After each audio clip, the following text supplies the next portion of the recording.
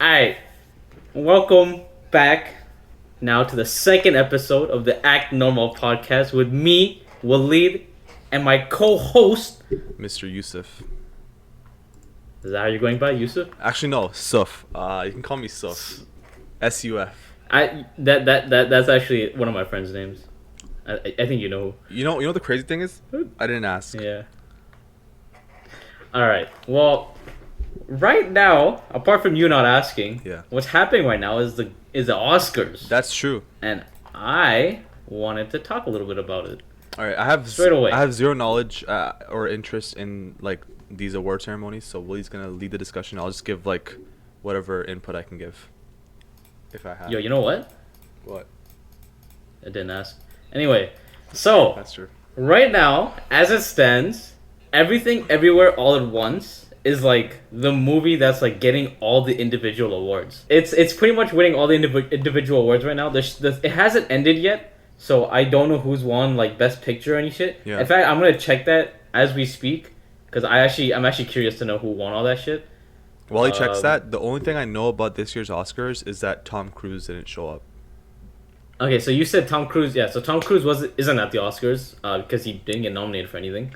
The only thing he got nominated for that is related to is Top Gun Maverick, and that's actually okay. So What that is it movie, for, like movie of the year? It's for Best Picture. So yeah, movie of the year. That I'm trying to pull up my notes because I actually take notes unlike you. So that movie got on IMDb got an 8.3 out of 10, and Rotten Tomatoes got a 96. Okay, and right now the show that's pretty much winning all the individual awards, so like best not the leading actor, the one who was before the leading actor. What's that called? Supporting. But yeah, supporting. So all the best supporting actors, Everything Everywhere All at Once is winning all of those. That had an 8 out of 10 on IMDb, and 95% on Rotten Tomatoes. Now listen, there's a show that I'm watching. The Last of Us. The last episode of this show has been released. It's already aired. I'm gonna watch it later. The Last of Us. I've been wanting you to watch this show for the longest time ever. Uh-huh. Okay? Now, I've told you, Top Gun Maverick, 8.3 out of 10, 96%. Everything, Everywhere, whatever, 8 out of 10, 95%. Last of Us, 8 out of 10, 96%. It is on par with Top Gun Maverick. Now, wait, did you consider Top Gun Maverick one of your favorite movies? Yeah. But this is a show. I know, but shows are, I mean, the ratings are for the same thing. Okay. I mean, it's not even like Is that enough to convince you to watch The Last of Us? It's not that I don't think it's good. It's just I don't watch any shows. That's the thing. Okay, so like, why don't you watch any shows? Is it because it's too long? Yeah, like I can't commit to it. Like you don't. Oh man. I don't. I feel like I'm gonna like watch the first episode and then be like, oh yeah, I'll watch the second episode, and then I'll watch like half the second episode and then just fall off from there. I don't know. I can't commit to show because I don't have I don't have any experience watching shows. I never watched shows in my life. It's just movies. I'm so disappointed. It's okay. You enjoy it. I am enjoying it, but I just want someone else to enjoy it with me. What about? Did you ask Naveed or Jeremy? Jeremy watches anime, bro. You think he's gonna watch a real show? No. Naveed watches anime. Jeremy doesn't watch anime. Jeremy doesn't even watch anything. Jeremy watches TED Talks. I swear. Okay, for anybody watching that doesn't know, Jeremy is currently in the call with us, but he's not saying anything. He's on mute. We told him to stay on mute. We told him to shut up, basically. Yeah, basically, because he gets out of pocket sometimes. Sometimes He's just busy. We gotta take. He's busy. He's busy grinding FIFA right now. Anyways, next topic, or whatever you want to talk about. Well, I mean, this is kind of old news. We were gonna record a little before the Oscars, but we can mention this. There's the Selena Gomez and Hailey Bieber drama. Yeah. We can talk about how that much of now, it do you know? Barely nothing. I just know that they're both. So let me give you the big rundown. Right? Connected to Justin Bieber from start to finish. Yeah, so it is related to Justin Bieber. He's kind of like the middleman essentially. Literally. So it all starts with Selena Gomez and Justin Bieber having their relationship in like early 2010s, and Hailey Bieber, no, it's seen through tweets online. She and utterly praises their relationship. She like does not talk shit about their relationship. It's like she does the opposite. She loves their relationship. Yeah. And so Haley's dad works in production, and so she somehow got into contact with Justin Bieber, but that also got her in contact with the Jenners. I believe. That's how she got the contacts with Justin Bieber and the Jenner, like Caitlyn Jenner, not Caitlyn, Caitlyn Jenner, Kendall, Kylie Jenner. Kylie. Caitlyn Jenner is the girl that turned to a man, or the man that turned to a girl. Mm-hmm. Okay. Let's just stay away from that for now. Yeah. So Haley met Justin Bieber, and this is also a time where Selena Gomez and Justin Bieber weren't on the best of terms, so they kept breaking up and getting together a lot. And in the middle of it, Haley and Justin Bieber kept on dating and going back and forth. So there was like a big ass love triangle between the two of them. So was he like cheating? Is it considered cheating or what? So that's the thing, because nobody knows because during that, like, from 2012 to 2016, 17, it was like, one day you see pictures of Justin Bieber and Selena Gomez together, the next day you see Hailey and Justin Bieber together, and it was like it's always this back and forth thing. And then in I forgot what year they got married, 2018 or 2019. I don't know. Okay, I'm assume 2018. 2018 they get married, and this whole like debate thing finishes. Like Hailey Bieber marries Hailey. I forgot her name. I think it's like whatever. Hailey marries Justin Baldwin? Bieber. Isn't it Baldwin? Hailey Baldwin. Yeah. Hailey Baldwin marries Justin Bieber. She takes his last name, whatever. Now they're a couple. They're official. They're married. Okay, and Selena Gomez has nothing to do with this. Okay, like the marriage part. She did not get involved. Once they were together, she kept them away, and this is kind of where the big divide comes in, whether you're on Hailey's side or Selena's side, because with Selena, she's seen to be the good person to everyone, that's because what she did like rhetoric isn't seen by everyone to be bad, essentially. But everyone hates Hailey for a different reason. I'll mention that later, but the way Hailey sees it is that Selena Gomez kept interrupting between her and Justin Bieber, between Hailey and Justin Bieber. But she came after though. That's the thing. She came after. How does she think that? But then she's saying it was basically like Hailey and Justin Bieber were always seen with each other, and then this is also the time where Selena Gomez was kind of keeping her distance from Justin Bieber, and even she publicly like announces like, "Oh, me and Justin Bieber are done, whatever." But you still see them together, so it didn't really make sense to Hailey. So she has like this little grudge towards Selena Gomez, and so so they get married, and now Hailey and like the Jenners are like best friends, and they keep making fun of Selena Gomez for no reason.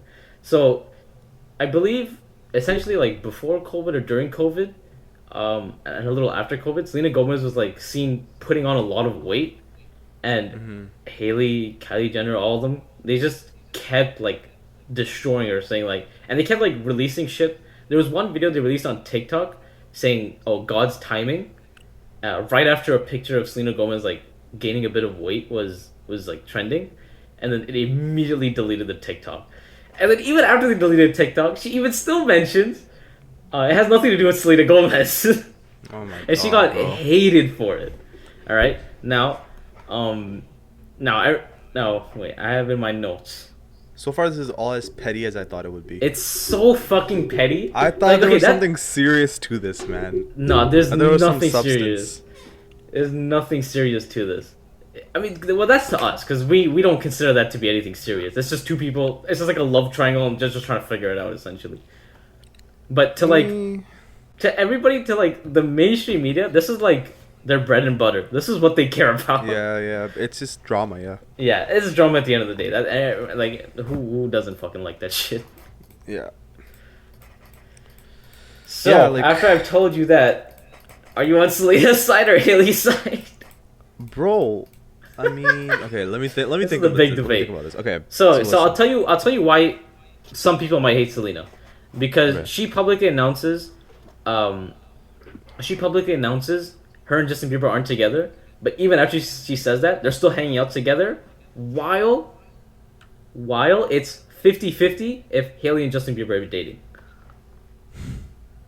Oh my god, bro. Okay, look. Why is no one flaming Justin Bieber for any of this? He's not getting the biggest flame because he's a guy. No, And I he's feel the one, like and he's like the prize essentially. he is the prize in this situation, but like he's also making the decision to hang out with Selena when he's 50-50 with Hailey, or hanging out with Hailey when he's 50-50 with Selena. So how's he not getting involved in this? I don't True, get this. but at the same time, there was like a good year or two where both Selena Gomez and Hailey said neither of us are dating Justin Bieber. Like, we're not a thing. Okay, so Publicly, you're saying they publicly announced that. let me summarize this real quick. Okay, so Selena and Justin Bieber were together. Yes. And then near the end of their relationship, they were on and off, right? And then Yes. during that on and off period, people saw Justin Bieber with Hailey, Yeah. right? While they were on and off. That's what I don't get. Okay, so were they a thing or not? Well, that's what we don't know. Or they were just like Because they talking publicly stage? announced they're not together, but then like 6 months later they're married. Oh, this was just 6 months before the wedding. Well, before they got married, yeah, it was very quick, Wasn't Hailey also with like Shawn Mendes? probably. I think she was. There was like some trending pictures. I think right before she got with Justin Bieber. So just Yeah, based on that, I'm with Selena, bro. Because I think Hailey. Wait, do you hate Shawn Mendes that much? No, I don't hate him. I'm just saying, like, Oh. I'm saying Hailey was. She's just like she's uncertain. She's like going. She's uncertain. She's moving mad in it. So she's just moving a little bit mad. That's why I Moving want mad in the Selena's side. dunya. Yeah, she's prioritizing the dunya. So I think I'm on Team Selena, dude. Yeah, 100%. Anyone who's on Team Hailey, fuck yourself. No, they're the girl. They're the pick me girls in school. Yo, you could not have cringe. said it any fucking better. Yeah, they're the people in Holy society shit. that you don't want to talk to stay away from. Literally. Like the crystals.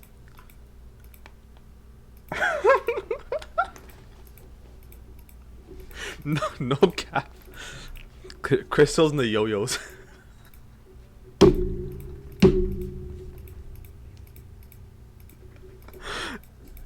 Next topic. All right, Tommy Fury, Jake Paul. Oh yes, let's go. Something I can actually talk about. Yeah. Alright, Tommy Fury and Jake Paul. What I'm so happy with. I was rooting for Tommy Fury. Me too. 100%. Now, are you rooting for obviously, Tommy Fury because you like Tommy Fury or because you hate Jake Paul? More because I don't like Jake Paul. I mean, I didn't really know much about Tommy Fury. I literally just watched his highlights like a couple of days before the thing, and I really liked it. First of all, I want to say that like I watched his highlights and I'm like, this guy actually knows how to box. I was so excited because I'm like, finally some guy who actually knows how to box is gonna box against Jake Paul. Now this is the And thing. he looks good too. You say that you watch Are you his gonna talk about his highlights. opponents? Yeah, his his opponents Tommy were- Fury's opponents are really dog shit. And like in the boxing scene, like I'm very aware of like his boxing skills. He's known to like struggle against half decent opponents. Like Yeah. and Jake Paul before this fight was considered a good opponent. That's why people were like, oh, he might be like Jake Paul might slightly be worse than him boxing wise, but it's the pressure of the occasion that's gonna make the difference. Yeah, that was a big conversation. It didn't. I don't think it affected Tommy Fury. It didn't. He rose No, to it the didn't occasion. because his skills were just too. It was just too good. That's what I'm saying. So that's what I'm saying. Like you can't really judge. You can't fully judge a person based on their opponents. Because even though his opponents might look like bums, at the end of the day, like they're professional boxers, right? And he's getting in the ring with professional boxers, and just by looking at the way Tommy knocked him down and his pace and his combinations, you could tell that he's skilled and he knows what he's doing. So right from that, when I saw like those like few different knockouts that he did, I'm like, okay, Jake Paul's gonna struggle in this fight. But I mean, obviously, I'm not a huge boxing guy, so I don't really know exactly what's going on. But I was happy because right from the beginning, like the first 2-3 rounds, I'm like, okay, Tommy's winning this fight, unless like Jake Paul needs a knockout, and he never got that. It was a knockdown, but yeah. And that's so we talk about controversial. Tommy Fury's opponents. We can also talk about Jake Paul's opponents, who I'd say, me personally, up until he fought Anderson Silva, I was like, they're all joke opponents. Because I get it. Yeah. He fought like UFC fighters, but he fought pure UFC fighters, so they're Let's like round up his known for their opponents. wrestling. First, he fought Deji. Then he fought First he fought Deji. Gib, right? No. Then he Or was fought there someone before that? Then he fought the basketball player, Nate. What was his name? Robinson. Nate Robinson. Yeah. So it was Deji. Really? That's So- what the timeline was? Yeah. Nate Robinson right after Deji? Yeah. Okay, Deji, I Nate can Robinson, check that. Gib. And then who was after that? There was, Woodley. No, Ben Woodley Askren. 2. Ben Askren. I'm Okay, not okay. talking in order. Okay, But, oh, it's okay. No. So this is the order. Okay, so it was Gibb before Nate Robinson. okay. Okay, Yeah. so he fought first. He fought Deji as an amateur fight. That wasn't a pro fight. Yeah. As an amateur fight, Gib. he did not do very good. Which I'm gonna go Yeah, through each fight or Deji just did- list all of them. No. I just wanted to list it just like to talk about his opponents in Okay, general. I have the opponents here, so you don't have to worry about that. Okay, yeah. So like all of his opponents, even Tyron Woodley, he wasn't that great. In the ring, he was in the boxing ring. He wasn't that great, and he wasn't that much of a challenge for Jake. And I think a lot of people called him out for it. And it's crazy how like this whole Jake thing was just built on this idea of like, well, when he fights a real boxer, we'll see what happens. When he fights a real boxer, and then now the memes are starting like where he fought a real boxer, the first boxer who's not 50 years old, the first person who's not retired, and he gets beat, like pretty convincingly as well. So, what do you think is next for Jake Paul? What do you think he's gonna do? I think he wouldn't want to do the Tommy Fury rematch. That's a very bad decision for him. He said he wants to though, like in public. But yeah, he says a lot of stuff though. I look at it as like a what it means for him, because if he there's no, because Tommy Fury's over that pressure essentially.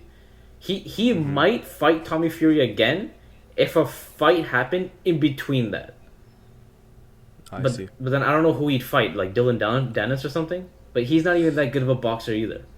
So going just based off what Jake has said, he because he has the power to activate the clause, right? The rematch clause. Yeah, he apparently. has 100%. Yeah. So, I mean, he said it like on multiple occasions. Like he said it in the ring. He said it on Impulsive and another podcast. Like that he wants to do the rematch, and Tommy said yes too.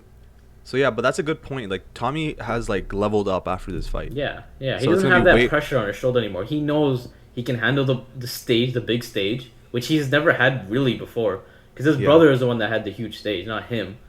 He's handled the stage. I'd argue probably the biggest stage, bigger than like his brother. Why? Just because the numbers, the numbers are insane on this fight. Tommy Fury versus Jake Paul. Wait, you think Tyson Fury didn't sell more against Wilder? That fight No, was he probably probably did. He probably did. To be fair, yeah, he probably did. But I don't think he's not on stages, Tyson's. He's not on Tyson's level yet, but the he's thing made a is, big Tyson had to step deal forward. with a good fucking opponent in Deontay Wilder. He's like, Jake Paul's not fighting Deontay Wilder. I don't think there's no comparison between Tyson and Tommy right now. Yeah, but I'm just saying, like, okay, Tommy's leveled up significantly. Yeah, 100%. Just off that one fight. Yeah. And okay, you said that Jake wouldn't take the fight, but I feel like he might. I feel like there's a better chance that he will, because I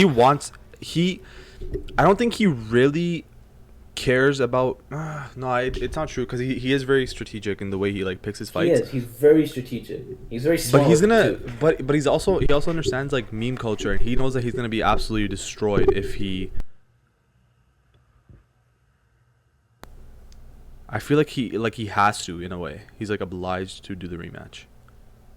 Based on the way that he's portrayed himself. I feel like he needs a fight in between. He can't go directly again. If he goes again, he's just gonna get slapped again.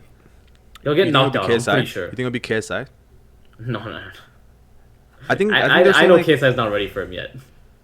I think KSI and Jake are trying to fight end of this year. Yeah, I mean KSI's fighting in May. Who's he fighting again? I have no idea. That I do not fucking know. Let me search that. You think KSI is not ready for Jake? I don't think KSI's ready for Jake. No. Really? Why?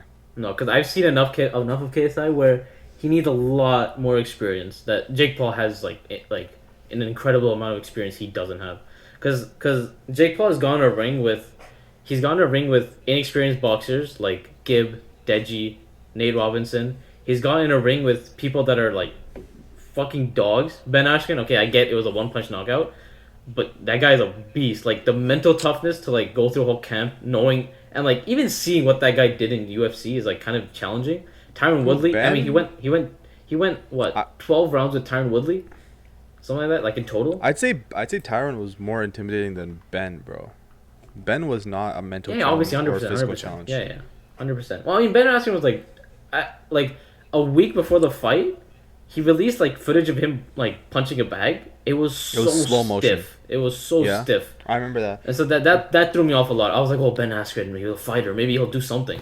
I saw him, bro. Bro was just like the slowest actually thing I've ever seen in my life. I was so disappointed with the Ben Askren fight because I'm always interested like in these like influencer boxing and these type of events, right? So I was hyped for the Ben Askren fight, and it was such a anticlimactic finish. And the way he showed up, like dad bod, like looking like he doesn't give a crap about the fight, clearly just doing it for the money.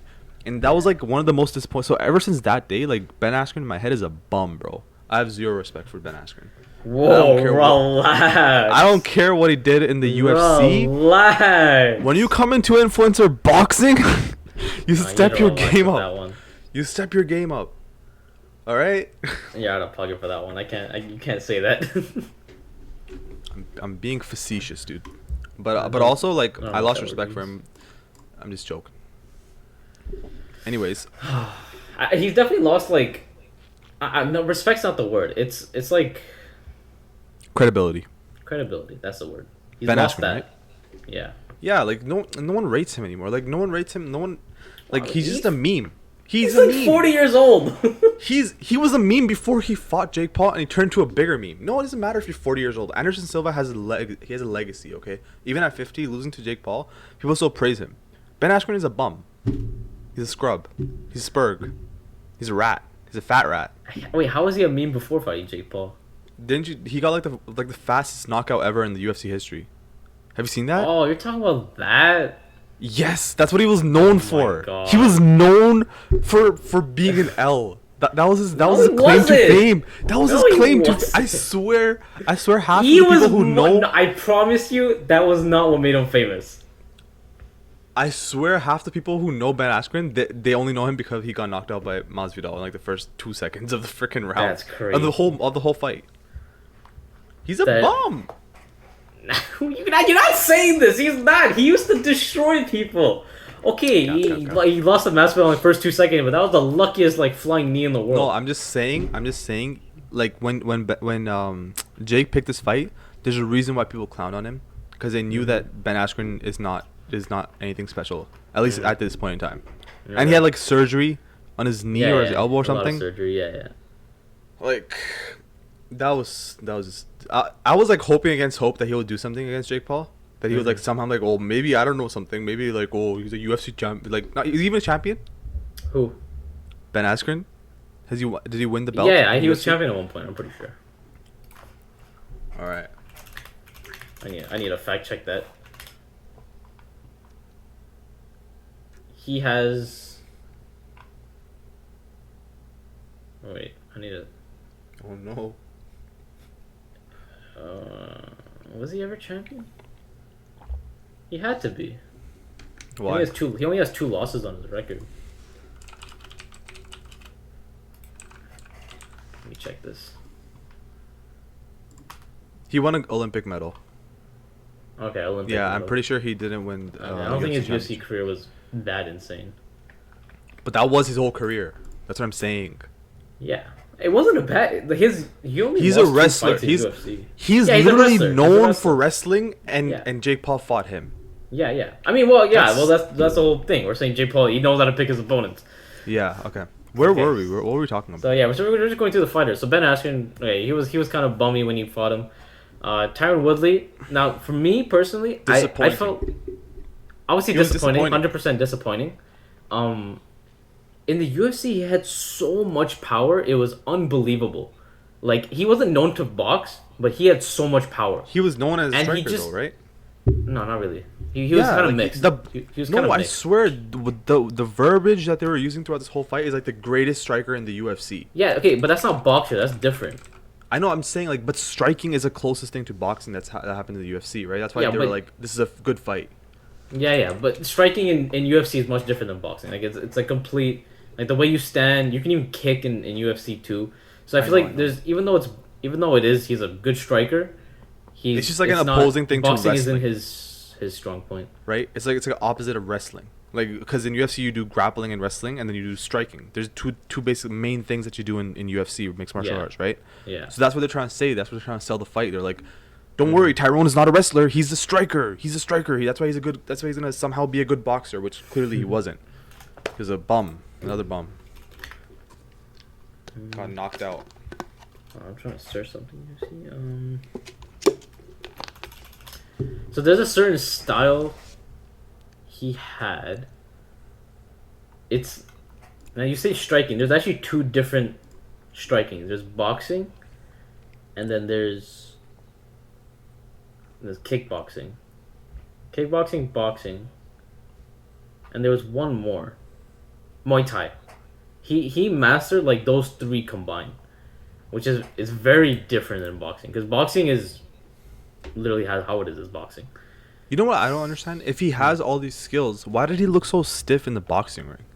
Because I remember in the fight, he looked very sluggish, and he was just walking, like his arms weren't even that high. They were like this low, and just like turning and pivoting, and just not really that effective.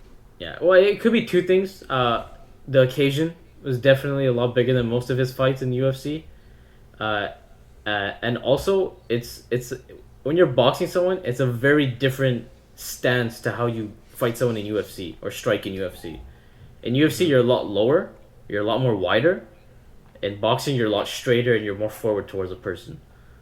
Yeah, I get there's like the nuanced differences, but like I just feel like I would trust somebody who's been in the fighting industry and been how many times, like 3-time champion in the UFC, like a crazy, like a huge achievement, right? Somebody like that I feel like they're an athlete, right? They should be able to whatever, like take all the precautions, like training camp, like getting a proper coach, doing all the science behind boxing. They should be able to achieve something like the small nuances, like changing the stance and the way that you hold your gloves and stuff. That makes sense, but that's the one excuse that I will accept, of course, is obviously the occasion, like having to fight in front of like way more people. That you can't really prepare for that.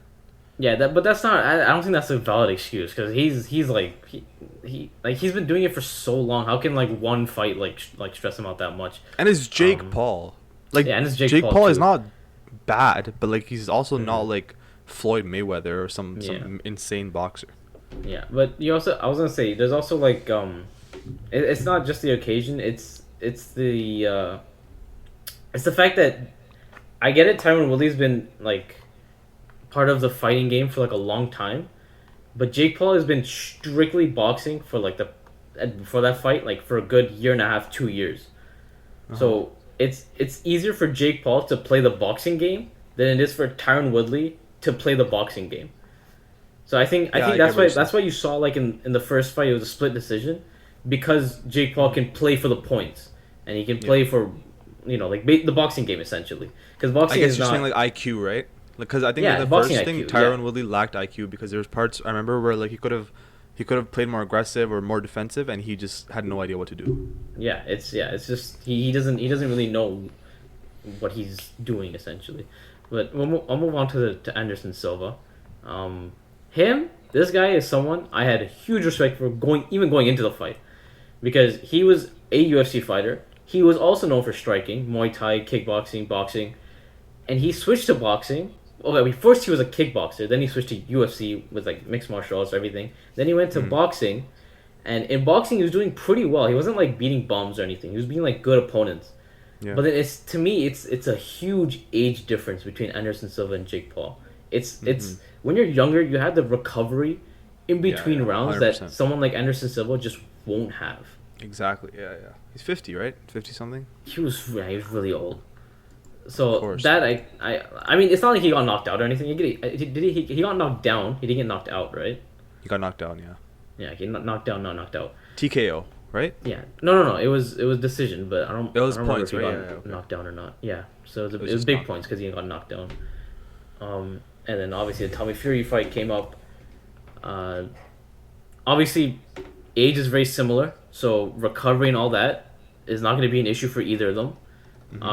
Style wise, obviously they're the same. They're both training boxing. One Yeah. is much more experienced than the other. Um, so we know Tommy Fury would win based on skill, and then being able to handle the big situation. Jake Paul was the one that is known to handle that.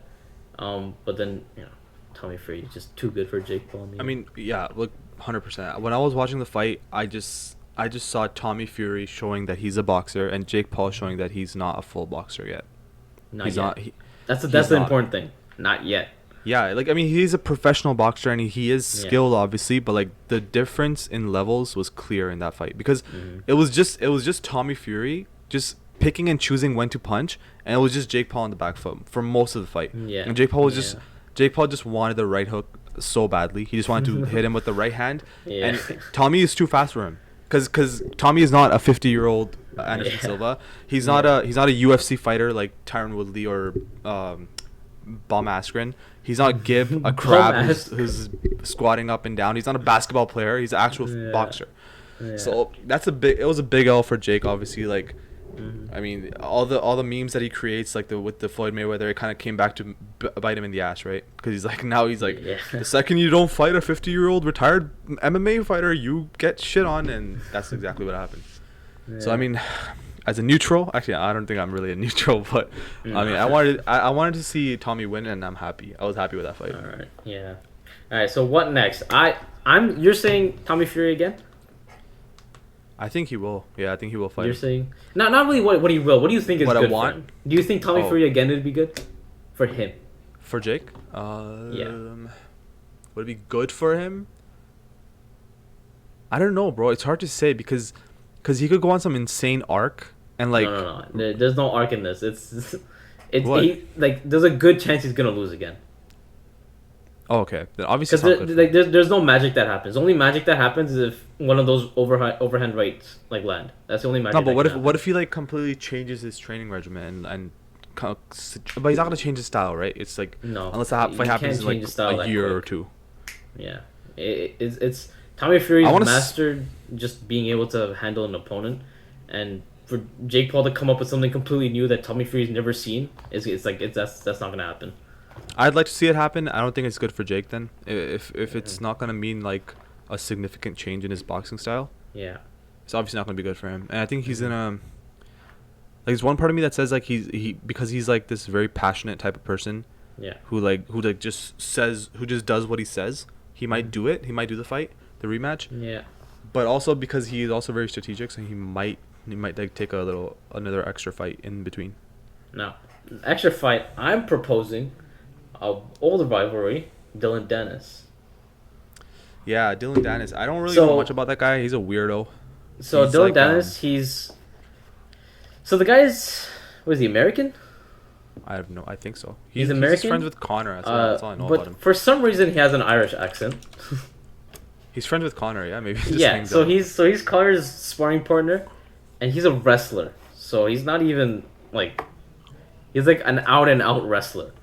Yeah. So for me, that would be the perfect fight for Jake Paul. Whether or not Dylan Dennis takes it is like a different story, but I think that would be perfect for Jake Paul. It's I a think fight that'll Jake's gonna win test that him. fight. Sorry.